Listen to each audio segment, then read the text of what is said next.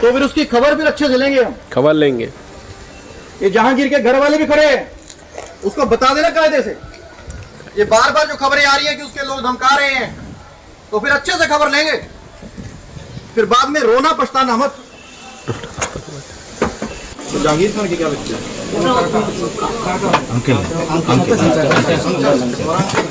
Driver का नाम क्या है? जहांगीर के ड्राइवर का नाम আমি জানি না। तो तुम जानते नहीं? तुम्हें क्या पता उसके बारे में? আমার কাকা শুধু এই ফোন করে। बस और कुछ नहीं पता। कौन उसके साथ रहता है, कहाँ वो रहता है, कहाँ रहता है वो? वो कहाँ? इसी में रहता है? হ্যাঁ, এই ঘরটা। घर में तो कोई रहता ही नहीं है, तो ये बन रहा है।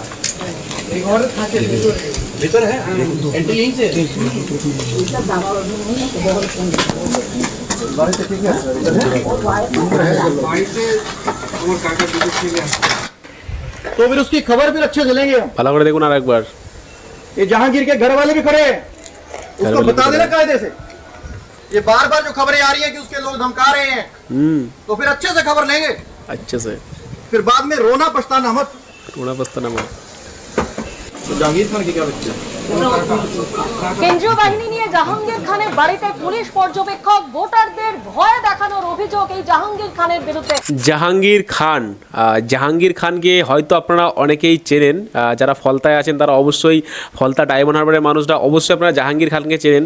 এই জাহাঙ্গীর খান হলো আমাদের ভাইপোর একদম ঘনিষ্ঠ মানুষ, একদমই অভিষেক ব্যানার্জির পুরো ঘনিষ্ঠ ব্যক্তি বা ঘনিষ্ঠ মানুষ হলেন জাহাঙ্গীর খান। আর এই জাহাঙ্গীর খান আপনারা জানেন কি কি কাজকর্ম করে, শুনলে আপনারা অবাক হয়ে যাবেন, সিরিয়াসলি শুনলে অবাক হয়ে যাবেন। এই জাহাঙ্গীর খান এত ভালো মানুষ, এত ভালো ব্যক্তিত্ব, সবসময় দেখবেন আমাদের ভাইপোর সাথে সবসময় ঘুরে বেড়ায়, মানে আমাদের অভিষেক দার সাথে ঘুরে বেড়ায়। তো অভিষেক দার কাছের ঘনিষ্ঠ ব্যক্তি, কাজে অভিষেক দা যাই বলে সে সেইগুলোই মানে, এবং তার কাজ হচ্ছে কি মানুষকে ধমকানো এবং চমকানো। এই জাহাঙ্গীর খানের নামে এমন রিপোর্ট আছে, মানে শতাধিক রিপোর্ট আছে, ঠিক আছে। এই জাহাঙ্গীর খান কি করে, মানে তার একটা বাইক বাহিনী আছে, ঠিক আছে, যেখানে জেকে লেখা থাকে, জেকে বাইক বাহিনীর সামনে লেখা থাকে জেকে, এবং তারা সারা মানে এরিয়া, মানে সারা এলাকা পুরো মস্তানি করে বেড়ায়, সারা এলাকা লুট করে বেড়ায় এই জাহাঙ্গীর খান। এবং এই জাহাঙ্গীর খানের নামে অনেকগুলো রিপোর্ট পড়েছে নির্বাচন কমিশনের কাছে। রিপোর্টটা এরকমই পড়েছে যে সে বাড়িতে বাড়িতে যাচ্ছে এবং সবাইকে ধমকাচ্ছে এবং চমকাচ্ছে, এবং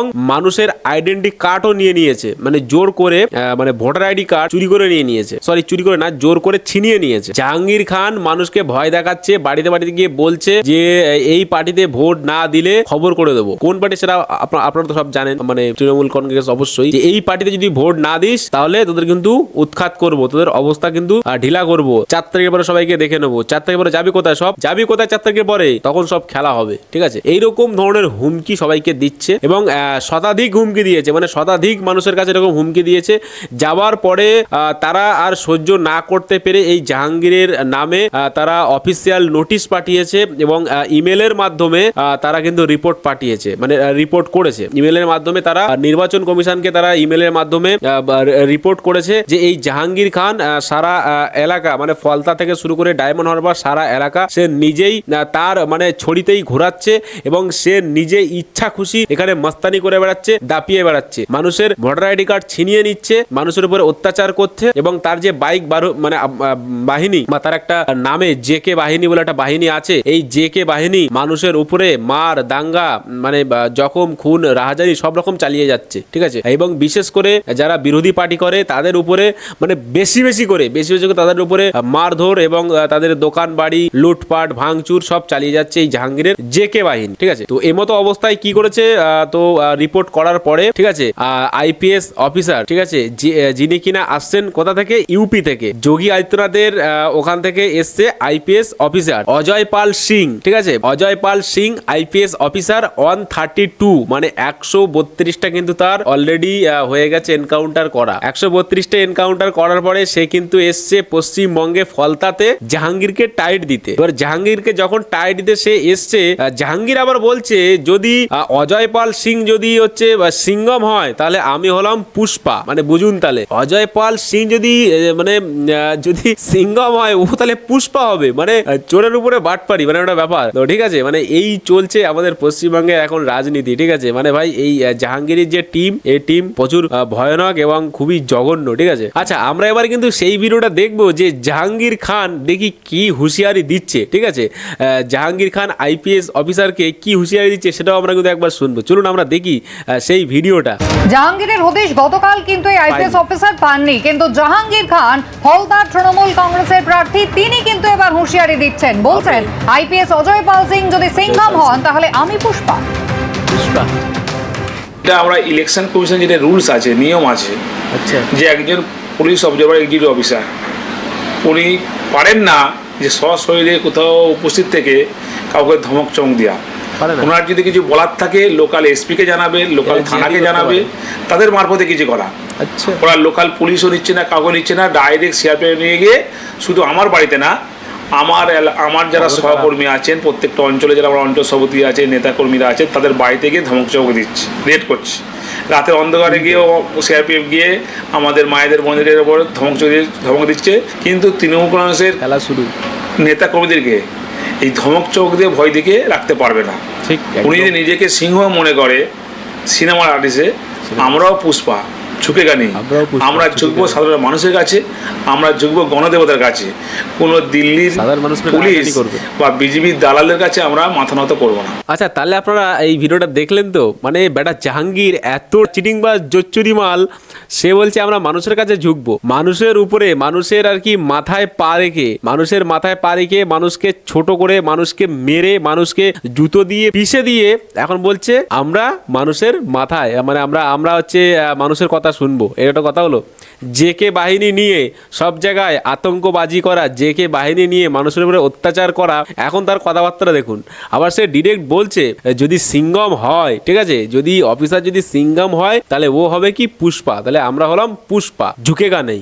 রে সালা, মানে ডায়লগের ভাই আমি তাই ভাবি, মানে সালা যদি আমি জাহাঙ্গীরকেই বলছি, বেটা তোর যদি এতই শক্তি থাকে, এত যদি তোর জোর থাকে, তুই বেটা আবার সামনে যাচ্ছিস না কেন? ঠিক আছে, পিছন দিক থেকে চুরি করে করে পুটকামি মারছিস, তাহলে সিংঘমের সামনে যা, আইপিএস অফিসারের সামনে যা, গিয়ে বল, এরকম ডায়লগ দে যে আপনি যদি সিংঘম হন তাহলে আমি পুষ্পা, আমাকে ধরে দেখান দেখি তাহলে তোর কত বড় দম আছে। সালা মানে ইঁদুরের মতো, ব্যাঙের মতো, ছুঁচোর মতো চুরি করে করে এখানে সেখানে লুকিয়ে বেড়াচ্ছিস, আর কিনা সেখান থেকে আবার ডায়লগ বাজি করছিস। হ্যাঁ, আমার ভাই সব থেকে সাদা সাপটা কথা হচ্ছে এটাই, যদি এই জাহাঙ্গীরের ক্ষমতা থাকে বা জাহাঙ্গীরের দলে আরো যত বড় নেতা বা যত লোক আছে, মানে মাথা মোটা যারা আছে, মানে যারা বড় মাথা যারা আছে, তারা এই পুলিশ অফিসারের সামনে যাক, সিআরপিএফ এর সামনে যাক, গিয়ে তারা দেখাক তাদের কত বড় মর্দাঙ্গি, মানে তারা কত বড় ডন, বা তারা কত বড় জিহাদি হতে পেরেছে, দেখাক। এটা আমরাও দেখতে চাই, পশ্চিমবঙ্গের মানুষও দেখতে চায় খেলা, যে খেলাটা 2021 সালে তৃণমূল করেছিল, ঠিক আছে, মানে অন্য বিরোধী দলের উপরে মার দাঙ্গা করে, তাদের ঘর ছাড়া করে,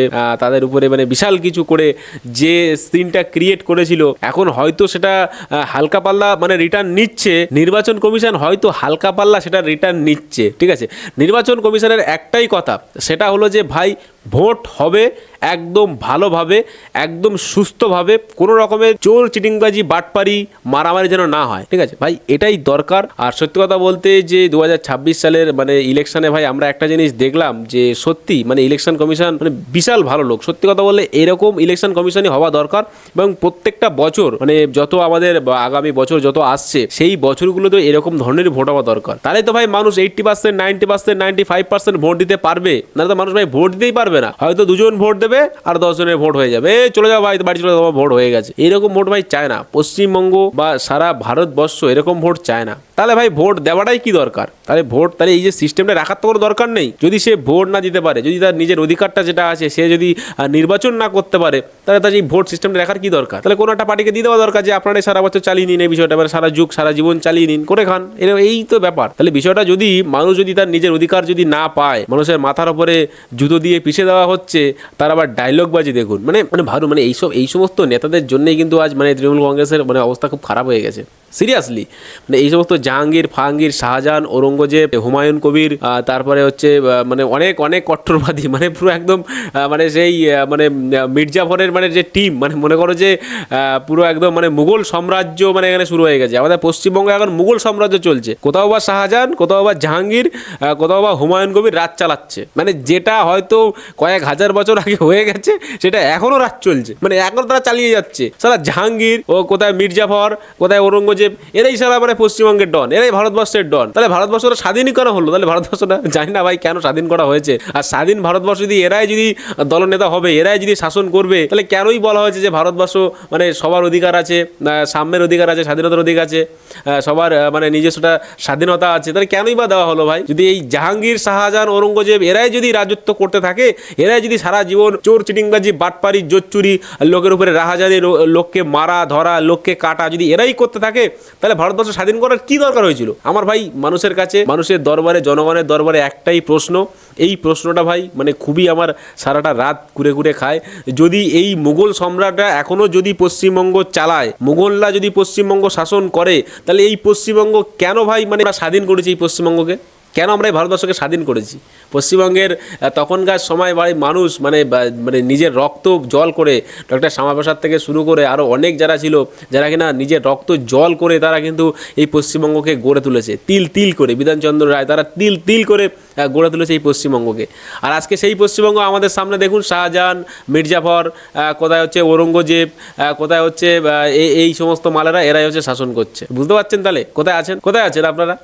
শাসন করছে কে ভাই? বিষয় হচ্ছে সেইটাই, 100 বছর আগেকার ইতিহাস যা, এখনও সেই সেম ইতিহাস, এখন সেই সেমই চলছে। আর এরাই এটা করবে, এটা আগামীতে বা এরা সারা জীবন এটাই করতে চায়, এরা এইভাবেই শাসন করতে চায়, আর এরা এইভাবেই মানে আর কি এইভাবে সমস্ত ক্ষমতা হাতে রাখতে চায়। কিছু মিনমিনে মিডিয়া আছে, কিন্তু পিনপিনে মিডিয়া, কিছু মানে ফ্যান প্যানা লোক আছে যারা কিনা এদের নিয়ে কিছু বলে না, মানে ভয় পায়, ভীতু পাবলিক, মানে মানে এরা এরা এরা চায় না এদেরকে নিয়ে কিছু বলতে।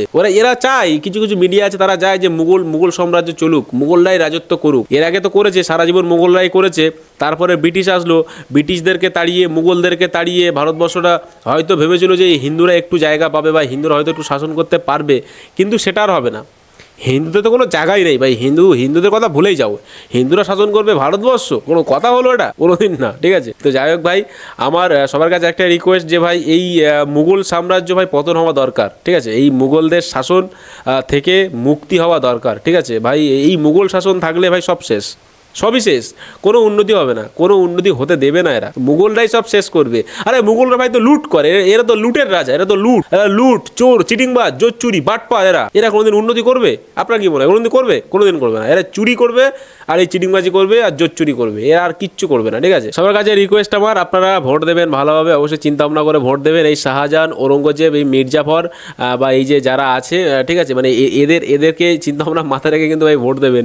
যে ভাই মুঘল সম্রাট মানে মুঘল সাম্রাজ্য চান, নাকি যে অফিসার যে কথা বলেছিল একটা ভিডিওতে ভাইরাল হয়েছে যে তারা মানে আপনারা অন্য কোনো দলকে চান। ঠিক আছে ভাই, সিদ্ধান্ত আপনাদের কাছে, চিন্তাভাবনা আপনাদের কাছে, আর সমস্ত কিছু আপনাদের সামনেই দেখতে পাচ্ছেন যে এখনও পর্যন্ত আমাদের ভারতবর্ষে মুঘল সাম্রাজ্য চলছে। তো চলুন ভাই, দেখাবো একটা পরবর্তী ভিডিওতে। আপনারা ততক্ষণ ভালো থাকবেন, নিজেদের খেয়াল রাখবেন, বাংলা থাকলে বাংলাকে ভালোবাসবেন, আর অবশ্যই মন থেকে বলে যাবেন ভারত মাতা কি জয়।